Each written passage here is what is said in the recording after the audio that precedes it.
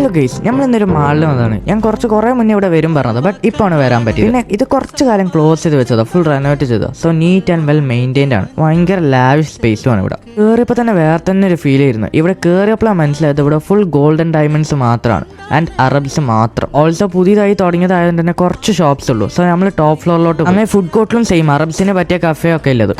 മാളിലൊന്നുമില്ല,